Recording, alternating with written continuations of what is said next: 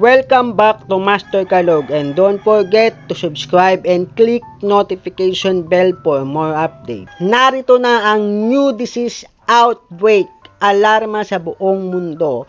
Ang mga hospital ay napuno dahil sa mga pasyente. Ito ang new health crisis natin ngayong 2025. Kumalat na po ang virus sa buong mundo kaya naalarma ang lahat. Hospitals overwhelmed because the new disease outbreak ay nagsimula sa bansang China. Pinangangambahan din ng ating pamahalaan lalo na ang Department of Health kaya nag-iingat din sila na kailangan hindi makapasok ang new disease outbreak dito sa ating bansa because China stepped up monitoring of emerging respiratory disease, pneumonia of unknown origin. So ayan po yung pinapakalat na sakit na nanggaling po sa China. So nag-iingat na po ang lahat at nakahanda na rin ang Department of Health ng Pilipinas. Kaya lahat po ay maging maingat sa ating mga kalusugan lalo na sa mga bata dahil kailangan po ay malakas ang ating immune system para hindi po madapuan ng ganitong uri ng sakit because new disease outbreak ay tinatawag nilang HMBP. So ayan po, so ipapaliwanag yan mamaya sa bandang dulo ng video kung ano ang meaning ng HMBP. Ayan, at ito po, ayan, ito yung sa ospital ng China. Ayan po, sobrang dami na po ng naapektuhan. Kaya kailangan nag-iingat. HMBP ay human metapneumovirus po ang ibig sabihin nito. At ito pong virus na to ay sa ibang bansa ay meron na pong mga nadapuan ng disease na ito. Kaya kailangan maging maingat din po tayo dahil baka mamaya ay meron ding makapasok dito sa ating bansa. So ayan po ang update sa ating health. Ay nagsimula yan sa Beijing, Tianjin, Hebei, Shanxi, ayan, sa bansang China po lahat. Naalala nyo pa rin yung COVID-19 noon ay sa bansang China pa rin po nagsimula ang sakit na yon. So ngayon sila pa rin po ang nagsimula ng sakit na new disease outbreak na to. So sa kanila pa rin po nanggaling yan. So hindi natin alam kung iniimbento ba nila tong sakit na to at pinapakalat sa iba't ibang bansa. Nakahanda na rin naman ang ating pamahalaan kung sakali man na ang sakit na ito ay makakapasok sa ating bansa ay nagre-ready na rin ang ating Department of Health. Pero wala pa pong nade-develop na vaccine para dito kaya mahirap if ever na ikaw ay madadapuan ng sakit na to. So kailangan dapat magpalakas po tayo ng ating immune at kailangan kumain tayo ng mga gulay at syempre ingatan po ang ating kalusugan kasi hindi rin biro if ever na ikaw ay madadapuan ng new disease outbreak na ito. Dahil po sa ibang bansa ay kalat na po ito, especially sa India, meron na pong mga nadapuan ng sakit na ito. As in kumalat na po siya sa mga ibang bahagi ng bansa sa Asia. Kaya naman pinaghihigpit na rin ang immigration para hindi makapasok ang mga bansang meron ng new disease outbreak na ito. Kaya po naghihigpit na rin ang ating mga airport at gayon pa man ang ating Department of Health ay naghihigpit na rin po sila. Ngunit onti pa lang po yung mga kagamitan para dito. Sa bansang China, ang especially na nadadapuan doon ay ang mga bata. Karamihan puro mga bata po ang naapektuhan ng new disease outbreak na ito. Kaya po masyado po silang naalarma doon dahil nga ang mga bata ay onti pa lang naman ang kanilang mga kakayahan para malabanan ang sakit na uri ng sakit na ito.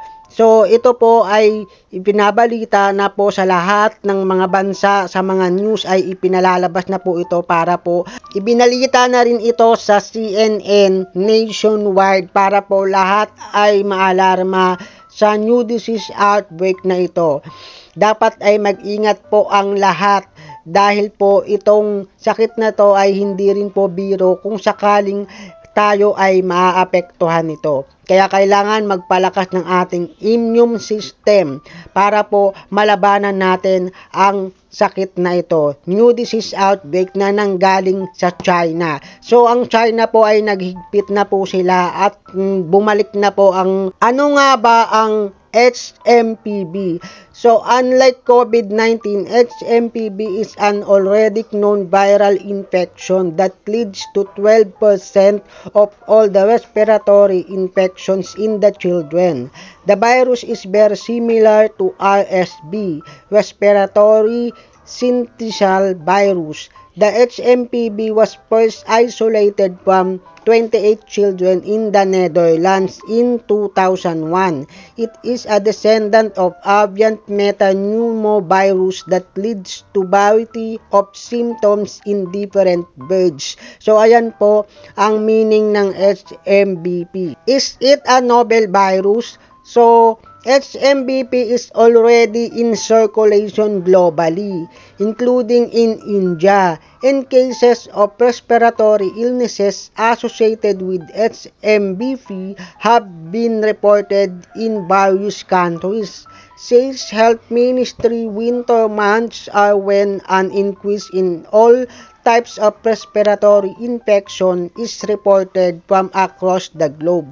So, etong sakit na to ay novel virus at ito ay nagkakaroon nito pagka months of winters. Kaya po nagkakaroon tayo ng ganito. Kasi para itong ubo, sipon, yan ganyan. Mga sintomas. Ang mararamdaman mo na mga sintomas ay katulad nito.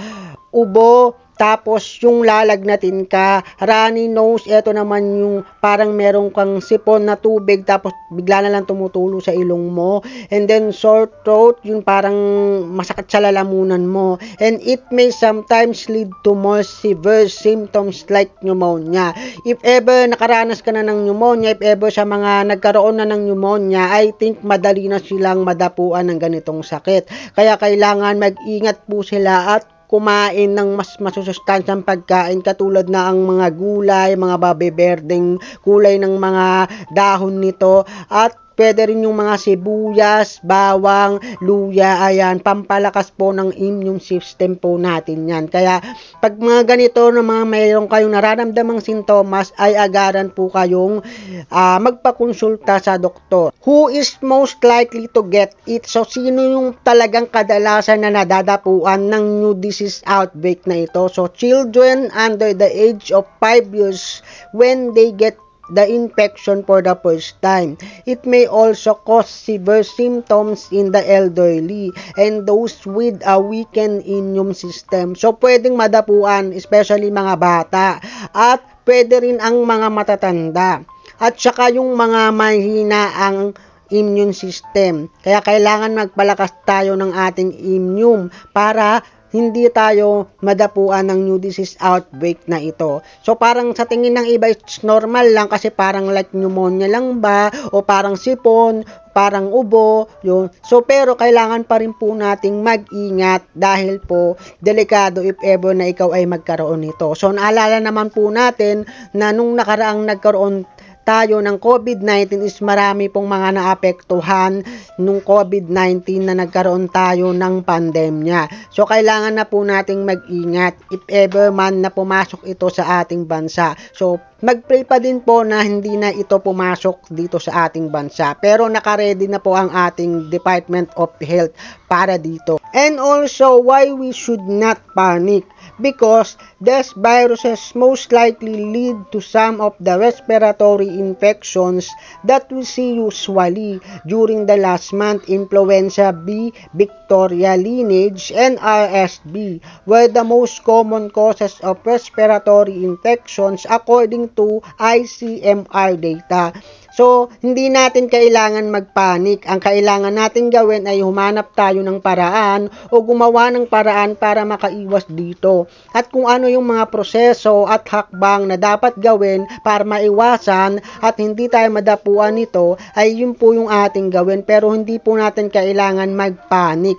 Kasi ito po ay usually na nangyayari po talaga. Like nung nagkaroon ng COVID-19 is parang ganito lang din po siya. Magkakaiba nga lang po ng significant at saka ng mga epekto nito kasi new disease outbreak po ito.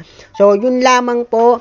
At syempre kailangan po natin magpalakas ng immune system natin para kahit papaano hindi tayo madadapuan ng ganitong sakit. So, kumain lang ng masusustansyang pagkain. Ayun lamang po ang maipapayo ko sa inyo at mag-pray lang po. And don't forget to subscribe, like, and share. Thank you!